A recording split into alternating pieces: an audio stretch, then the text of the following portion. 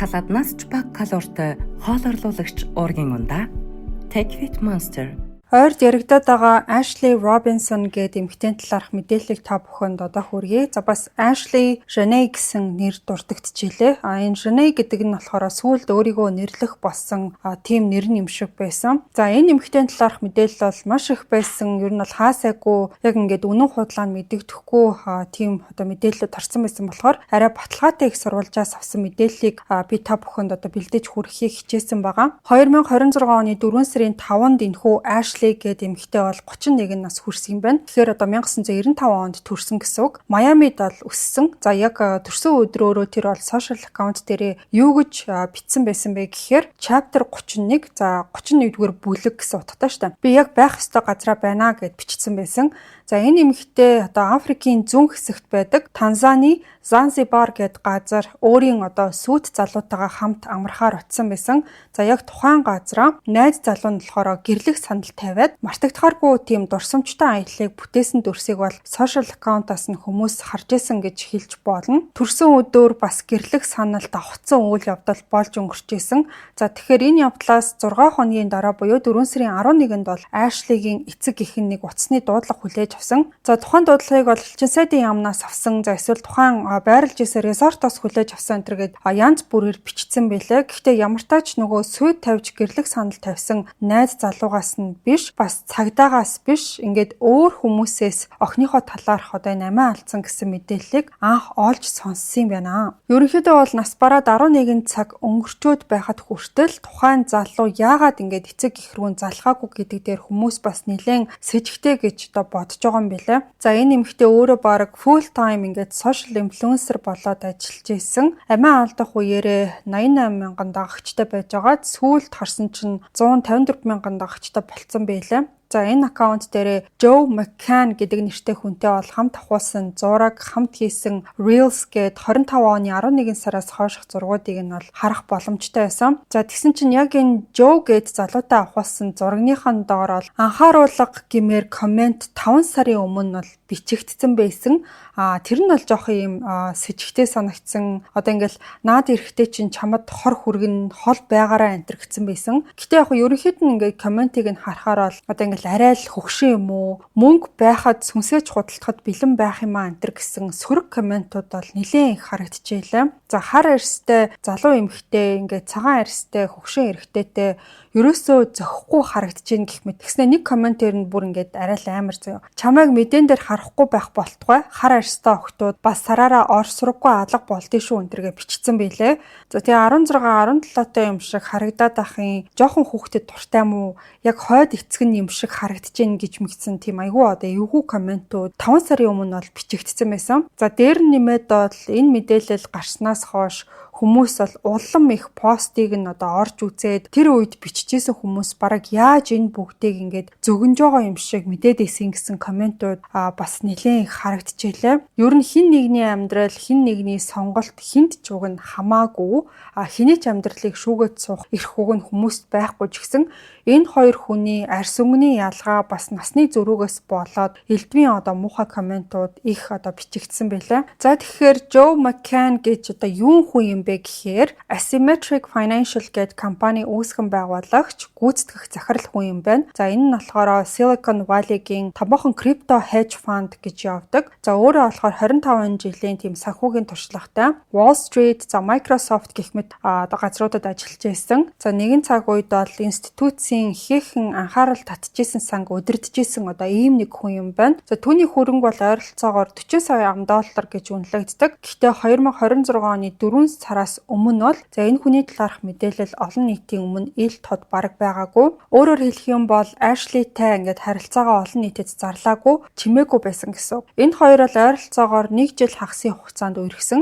Тэгээд Ashley-гийн зүгээс болохоор хамт авахсан зураг, за хамт хийсэн Reels-ээ ингээд public тохиргоотой шеэрлдэг. Нөгөөх нь болохоор ерөөсөө тэгж пост энэ төр бол хийдэггүй байсан. За Танзан руу явхаас өмнөх 7 хоногудад Ashley бол маш их аз жаргалтай байсан. Тэрийгэ ч гэсэн сошиал орчинд орчинд нээлттэй хуваалцж байсан. Тэгээ төрсөн өдрийн аяллахаа талаар зарлаагаад явхдаа бэлтэж байгаа видеонуудыг бас оруулж исэн юм байна. За тэгээд онгоцонд суугаад явж байгаа үеийн Reels, Safari аяллаа постуудыг нь дагагчд нь бол харсаар байсан. Тэгж жагаад яг 4 сарын 3-нд Joe McCann өвдөг сөгдөж ингээд гэрлэх санал тавьж байгаа видео бас орсон. Магадгүй хэний ч ингээд төсөөлөөгүй гэрлэх санал байсан байх. За Safari бүгж ингээд гэрлэх санал төрсөн өдргээд бүх гайхалтай зүйлүүд нэг дор давтж байгаа. Амьдралдаа магадгүй ихэнх хүн ганц л удаа тохиох гайхалтай мөчүүдэд тэр бол олон нийтэд хуваалцсан байсан. За тэгээд 4 сарын 5-ны өдөр Ashley бас л видео оруулаад анаашинд ингээд нэг идэх юм өгч байгаа. За тэгээд Happy birthday Ashley гэд улаан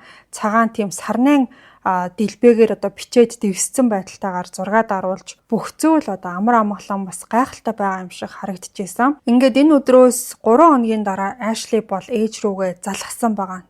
Тэр нь бол 4 сарын 8-нд гэсэн үг шүү дээ. Тэгээд Yolanda гээд нөгөө ээж нь бол уцаа авсан чинь маргаан болсон талаар Ashley бол ярьсан. За тухайн маргааны үеэр зочид буудлын ажилчид оролцоод Joe тэр хоёрыг тус нь өрөөнд оруулсан талаар бол ярьсан юм байна. За тэгчээд Ashley болохоор би бол ингээд зүгээрээ гэж ээжтэй хэлсэн байна. Ингээд энэ бол Yolanda охиныхоо хоолойг хамгийн сүүлчийн удаа сонссон тэр дуудлага нь байсан. За тэгэж байж байгаад 4 сарын 9-нд болохоор Zuri Zanzibar Resort-ийн виллад Сөүт залуугаасаа тусдаа өөр өрөөнд байж авах үеэр нь Ashley-д бол ямар нэг зүйл тохиолдсон байна. Танзаны цагдаагийн байгууллагын мэдээлснээр бол Ashley өөрийнхөө даашинснасаа тасалж авсан тийм даавуугаар өөрийгөө шүүгэн дотроо дүүжлээд амнасаа алдсан гэсэн ийм нэг мэдээлэл байсан. Ерөнхийдөө бол албан ёсны мэдээлэл нь амиа хорлсон гэж зарласан гэсэн. Хамгийн анх түүнийг нэг хувийн эмнэлэг рүү бол хүргэсэн билээ. Тэгчээд дараа нь өөр улсын том эмнэлэг рүү аваачаад тэгээд тэндээ бол амьсгал хураасан юм байна.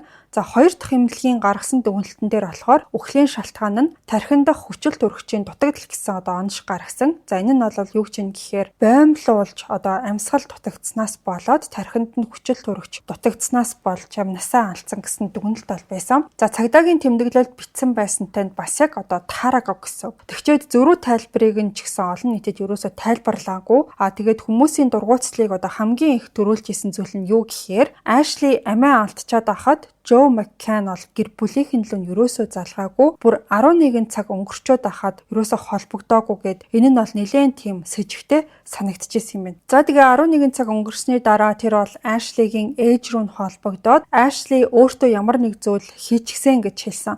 Өөрөөр хэлэх юм бол яг ингээд юу болсныг нь сайн мэдэхгүй байна гэсэн утгаар хэлсэн юм байна. За тэгээ биеийн байдал нь одоогоор бол доктортой байгаа эмнэлэг рүү хүргэгцэн гэж хэлсэн юм байна. За тэгээ тэр дуудлагаас хойш зочид буудлаас эсвэл элчингийн газраас ээж рүү залгаад Ashley Robinson нас барсан гэдгийг бол хэлсэн юм байна. Ингээ ямар ч тач охиныгоо нас барсан гэдгийг Joe McCann-аас биш харин өөр хүнээс анх сонссон байгаа. Ингээд ийм байдалтай өөр улсад охин нь амиа алдсныг сонсох мэдээж ямар аимшигтай байхыг төсөөлөхөд бол хэцүү. Тэгээд Ashley нас барснаас хойш Joe McCann хийж исэн үйлдэлүүд нь айгүй сонирн байсан. За тэр бол сүү тавьсан эмэгтэйгийнхээ талаар олон нийтэд мэдээлэл ерөөсөө хийгээгүй.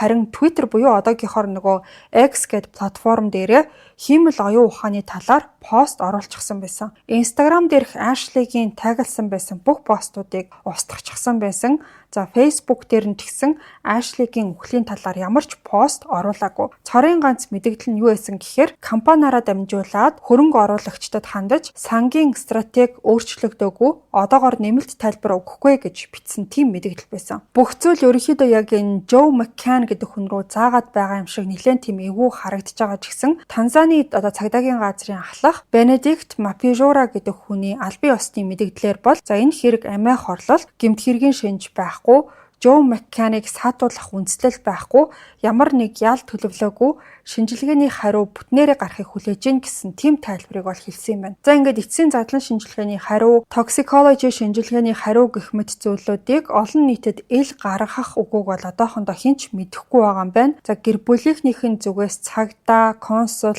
Америк нэгдсэн улсын элчин сайдын яамтай холбогдсон. За тэгээд тэдний зүгээс мөрдөн шалгалт явагдаж гин гэдгээс өөр бараг ямар ч мэдээлэл авч чадаагүй гэж ярьсан байсан. За энэ хэргийг хамгийн анх олон нийтийн анхааралд оруулсан хүн нь сэтгүүлч энэ төр ерөөсөө биш. За төрийн албан тушаалтан ч гэсэн биш. Хууль хүчний байгууллага ч гэсэн биш. Харин Ashley-гийн найз нь байсан юм байлээ. За Savannah Britt гэдэг нэртэй одоо Ashley-гийн тийм маш ойрынхон найз болохоор одоо PR мэргэжилтэн тэгээд X платформ дээр өөрийн мэдж байгаа зүйлийнхээ талаар нийтэлж эхэлсэн байгаа. За тэгээ юу гэсэн бэ гэхээр миний найз Ashley Janae Танзанд байдаг зочид буудалд нас барсан. Түүний сүт залуу Joe McCann Ashley өөрийгөө дүүжилж амиа хорлсон гэсэн зүйлийг яриад байгаа. Гэхдээ Ashley-г мэддэг ямар ч хүн түүнийг хизээч амиа хорлох хүн биш гэдгийг мэднэ. Биднэрт хариу хэрэгтэй байна гэсэн постыг бол оруулсан. За ингээд энэ пост бол маш хурдан тархаж эхэлсэн. Ер нь бол сошиал медиагийн одоо бас нэг том давуу тал нь энэ юм уу да. Хин нэгэн ингээд мартахаас өмнө тэрийг сэргээгээд олонний анхаарлыг эргүүлж бол ямартаач болдог. За тэгээд Savannah Britt бол нэг чухал зүйлийг онцолсон. За Америк эмэгтэй гадаадад хэдхэн хоногийн өмнө нас барчаад байхад Америкийн нэгдсэн улсын төрийн департамент Танзаны засгийн газар эсвэл орон нутгийн хэвлэл мэдээллийн зүгээс бараг юу ч мэдээллээгүй гэд бичсэн байсан. Гэхдээ үнэндээ бол одоо хууль сахиулагчид бас хэвлэлийнхнээс илүү Ashley-гийн найз нь ингээд дэлхийн нийтийн анхаарлыг энэ сэдв рүү чиглүүлж ямартаач чадсан юм байна. Эннээс нь хойш бол хэд хэдэн найзууд нь сошиал орчинд үзэл бодлоо илэрхийлж, хууль хүчний байгууллагаас дөрвтэй одоо мэдээллүүдийг өгөхийг шаардаж, Ashley-гийн гэр бүлийнхний зүгээс амиа хорлсон гэдэг дүгнэлтэнд итгэхэд хэцүү гэж үзсэн учраас илүү одоо нарийн бас бүрэн хэмжээний мөрдөн шалгалт хийлгэхийг хүсээд дээр нь нэмээд бол зочид буудлын хяналтын камерын бичлэгүүдийг ил болгохыг шаардаж эхэлсэн байгаа юм байна. Хоол орлуулагч, булчингийн хөгжлийг дэмжигч Take It Monster уургийн ундаа өнөөдрийн дугаартай хамтран ажиллаж байна. Үлсэхгүйгээр турах зорилготой жингээ барихыг хичээж байгаа. Улирал солигдох үеэр ядарч сүлдэхгүй байхыг хүсвэл уургаар баялаг Take It Monster ундааг та бүхэн сонгож хэрэглээрэй. Өглөөний цайнд бас өдөр хөнгөн уургаа нөхөх үедээ гэх мэт уураг дутагддаг хүн болгон хэрэглэх боломжтой. Таны өдөрт авах ёстой уургийг эрүүлэр өгөх Take It Monster ундааг CEO-гийн бүх салбараас худалдаж авах боломжтой. Энгийн ундаа биш, эрүүл мэндийн ундааг хэрэглээндээ оруулж заншаарай. За ингээд хэдүүлээ дугаар руугаа буцаад оръё. За 2013 оны 2 сарын 6-нд Ashley амьдралаа өөрөө дуусгах нь хизээч шийдэл бишээ гэсэн постыг одоо оруулж ирсэн юм байлаа. Тэгэхээр эндээс нь харахад ч гэсэн ер нь бол амиа хорлох хүн биш гэж найзууд нь дуу нэгтээ одоо ярьсаар байгаа. За хамгийн хачирхалтай нь одоо буудлын ажилтан хамгийн анх Ashley-г олох үеэр тэр бол амьсгаатай байсан ч гэсэн дараа нь гэмтлээ даалгүй одоо ингээд эмнэлэгт нас барсан юм байна. За тэгээд тэр үед болж исэн нэг үйл явдлыг одоо буудлын ажилтны юу гэж ярьсан гэхлээр Ashley болохоор өрөөндөө байжгаад нөгөө одоо буудлын нэг ажилтныг дуудаад тэгээд надад цэнэглэгч байвал ингээд цаа цэнэглэх гэсэн юм төр хэрэглүүлээч гээд тэгээд аваач ч өгсөн байгаа юм л та. Тэгээд өгөхт нь болохоор би ингээд хэдэн минутын дараа одоо буцаагаад өгөө гэсэн тийм зүйлээ хэлсэн юм билээ. Тэгээд энэ дээр одоо найзууд нь юу гэж хэлж байгаа вэ гэхлээр ерөнхийдөө бол ингээд сошиал инфлюенсер хүн өөрийнхөө одоо гар утасны ч юм уу ямар нэг одоо юм тоног төхөөрөмжний цэнэглэгчгүй байна гэдэг бараг байх боломжгүй. Ямар нэг зүйл болсон байна. Тэр Joe McCann гэдэг хүн ямар нэг юм хийсэн байна. Тэг ингээд цэнэглэгчгүй одоо өрөөндөө хоцорсон байна гэсэн зүйлийг бас нэмж ярьсан байлаа. Ashley Joe хоёр бол одоо маргалдаад за зочид буудлын зүгээс McCann-ыг бол өөр өрөөлөө шилжүүлж энэ явдлаас хэдэн цагийн дараа тухайн үйл явдал болсон байсан. За эмнэлгийн зүгээс урьдчилж дүгнэхдээ түүний хүзүүнд тодорхойгүй мөр үүссэн байсан. Тэр нь бол амиа алдах шалтгаан байж болзошгүй гэж үзсэн юм. Одоогоор хууль сахиулагчид McCann-аас бол мэдүүлэг авж байгаа. Задлан шинжилгээний эцсийн дүгнэлт гарах хүртэл түүний одоо гадаад паспортыг нь хураагаад авцсан. Өөрөө бол энэ талаар ямар ч тайлбар хийгээгүй хിവэрэ байгаа. Тэрнээс гадна Ashley-гийн бас нэг найзын ярьснаар бол Joe McCann Ashley-гийн гэр бүлийнхэнтэй холбоо барихаа бүр болцсон мөртлөө өөрийнхөө сошиал хаягаа идэвхтэй ашиглаж профайл зураг хүртэл өөрчилсөн байгаа нэлээд сэжигтэй санагцсан гэж ярьсан байсан. За бас Ashley-гийн одоо энэ 45 настай сүйт залуу за 45-тай гэхээр одоо Ashley-гаас 14 насаар ах гэсэн үг. Энэ хүн болохоор санхүүгийн асуудалд орсон холбооны мөрдөн шалгалтаар ороод шоронд бараг суугчсан гэж ярьсан байсан. Тэгээ бүр Joe McCann-ыг постондоо таг хийгээд тэр луврын хэрэгт холбогдож оргон зайлж исэн хууль бус крипто үйл ажиллагаанаас болоод холбооны мөрдөнд байсан бараг бүрэн дампуурсан санхүүгийн бүх сувгаа устгаад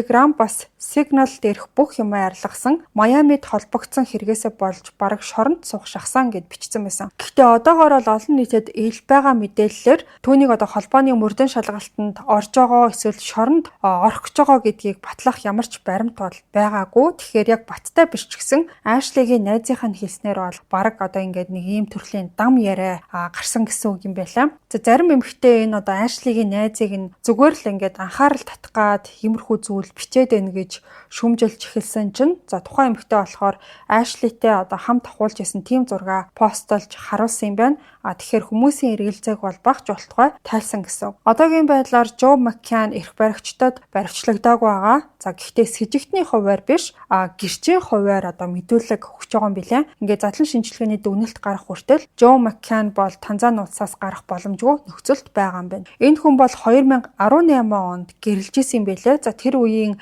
эхнэр нь болохоор гэрлээд 1 сар болж байгаа гэсэн тийм пост одоо хийчихсэн байсан. Бас энэ харилцаанаасаа тэр бол хүүхэдтэй. Тэгээд Ashley-тэй бол жил хагас үерхсэн гэхээр урдны харилцаа нь 2024 эсвэл 25 онд дууссан гэж харагдсан. За Ashley гэдэг эмэгтэй постууд одоо түүний бичсэн комментууд бас нэлээд тийм шүүмжлэлийг бол хойноосоо дагуулдаг байсан юм билээ. За энэ нь болохоор ингээд нөгөө хар арьстай, цагаан арьстай хүмүүсийн хоорондын харилцаа ч юм уу тийм тал руугаа хивээсэн постууд бас нэлээд тийм хэрүүлийн алим шиг болж хувирдаг байсан. За тэгээд өөрийнх нь бичсэн байсан зүйлүүд нь юу гэхээр үннийг хэлэхэд миний санаж байгаа цаг үеэс хойш л би цагаан залуустай болцдог байсан.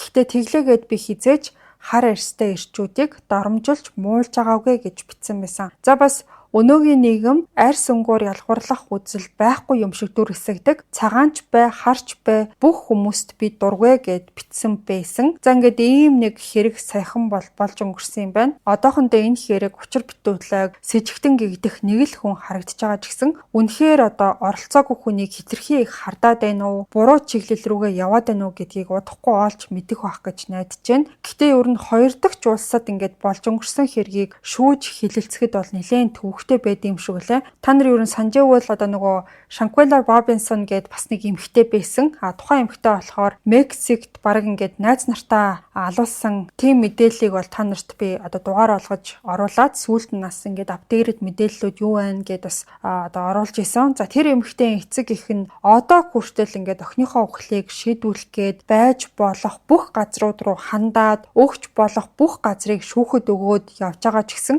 дөрвтэй арга хэмжээ бол авч чадахгүй.